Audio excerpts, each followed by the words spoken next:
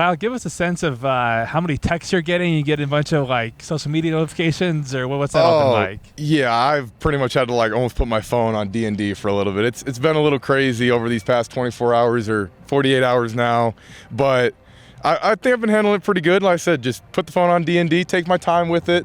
Haven't gone to the copy-paste message responses yet. I made sure to give everyone their respective due. Very appreciative of all the support, and really it's amazing to see how much like love and support is pouring out from the Cougar community right now.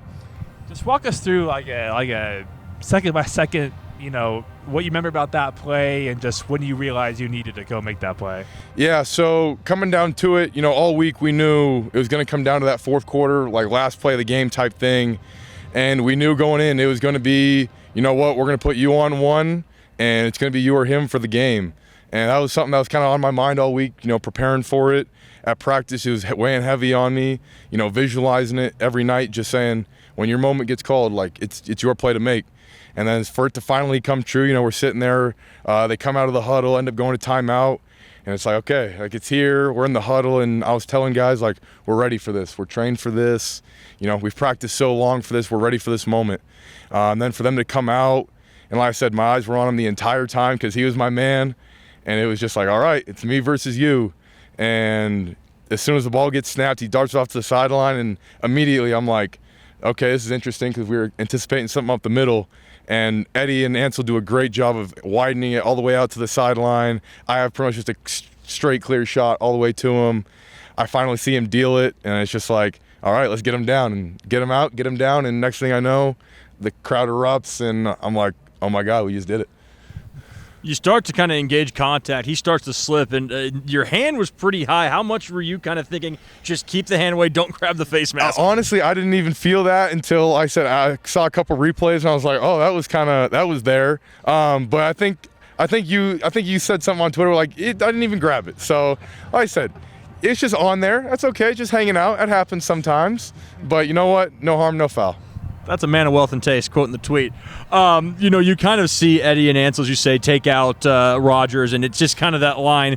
You say me versus you. Is that just kind of what runs through your head, or are you just not even thinking it's just make sure that football doesn't cross the pylon or the goal line?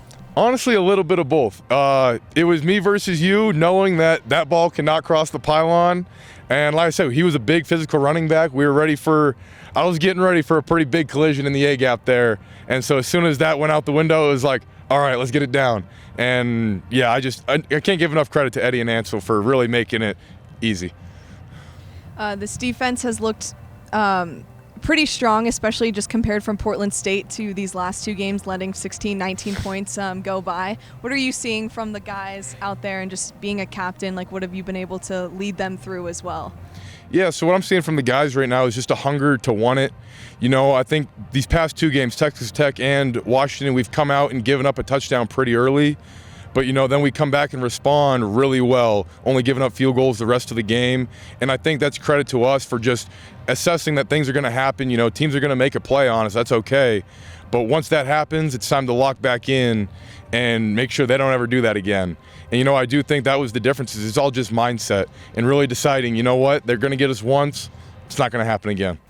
And just having such a strong performance against those Power 4 teams, how important is that coming into like this Mountain West slate, especially these teams that Washington State is going to be seeing in the future? Oh, it's everything. Anytime you can build up some early momentum, it's huge for you and the program. We're obviously heading into a new stretch of the schedule, but that isn't a step down whatsoever. I've seen a lot of them are doing really good. We have a 3-0 opponent coming up right now. Obviously, Boise State has an amazing running back. Watching him just absolutely tear it up. So I wouldn't consider it a step down at all. We're full aware of what's heading our way, and we're more than ready for it. Kyle, I personally have never seen you be a pound your chest kind of player, and I know that Coach Dickert stresses how important it is to stay humble. But you made a play this weekend that will live in Apple Cup history up there with Bledsoe to Bobo. How do you not let it get to your head a little bit? Oh, man.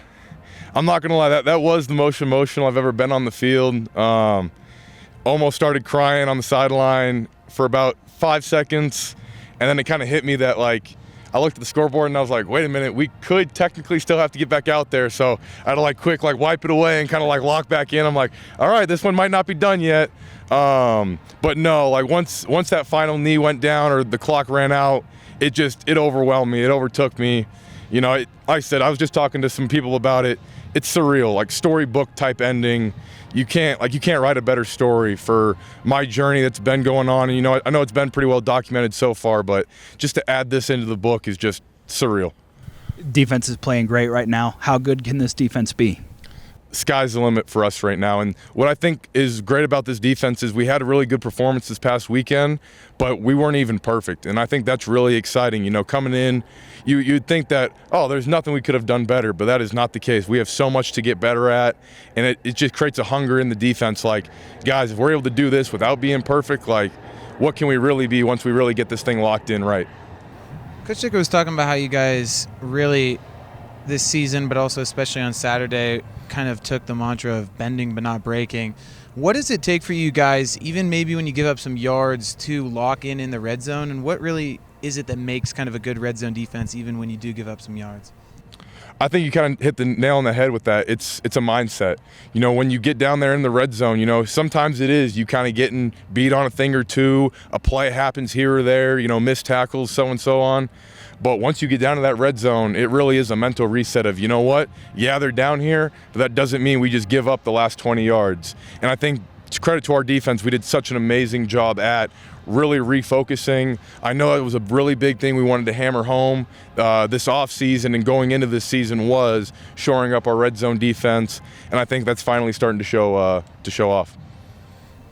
You've obviously been at WSU for a long time, 6 years. Andrew Edson, who was a huge part of that play as well, for 4 years. How important is it to you that continuity of, you guys were playing different roles on the scout team, on the twos, and now getting your chance to start, and now how important is that to just the performance and the level that you're able to bring this year? I think it means everything. And to be honest, being here for so long, it also gives you a better appreciation for the game itself. Coming in from Southern California, my first Apple Cup, I got to travel to it under Leach, but I didn't really know what it was about. You're a freshman. I think I was 19 at the time. You're like, oh, hey, apparently these West Side guys don't really like us. Apparently we don't really like them. You don't really get it. But the longer you spend up here, the more you get to know the community, you get to know Washington a little bit. You finally get that understanding of what it means to the people of Washington, to what it means to Cougar Nation out there. And, obviously being a part of the 2021 Apple Cup, I can actually remember getting a couple of the closing snaps, as we obviously were winning that game pretty handedly at the time. Was able to get a couple snaps in there and was like, I kind of like this feeling. I'd like to be here again. 22, 23 obviously did not go our way. 23, though, left a chip on our shoulder. That game coming down again to a last-minute fourth-quarter drive ended up not going our way. I think that definitely was in the back of my mind come this time around. And then when the clock hit 0, fans rushed the field. Who'd you talk to? Who'd you celebrate with? And what was that moment like after the game? Oh, boy, let me try to recount it all. So at first it was just pandemonium. I think I hugged Coach Ben, our strength coach. He was the first guy I went and hugged after I made the play.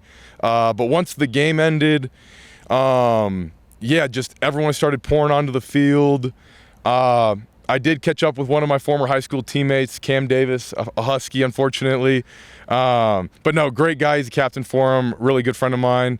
After that, though, celebrating with all Coug Nation. Eventually kind of made my way to the middle where I guess they put together a stage. Was kind of watching what was going on there. Somehow found my way up on it. After it broke, that had me a little scared. We nearly lost half the team to that. But no, so got up there, got lost in just the moment for a little bit, which I think was deserved. And then came down and my family finally found me. And I started crying again. They were all crying. We were crying, just unreal scene. I think some news channel was got me on an interview and my dad's holding on to me crying. I don't know. I don't know. I can't remember it all, but it was just surreal.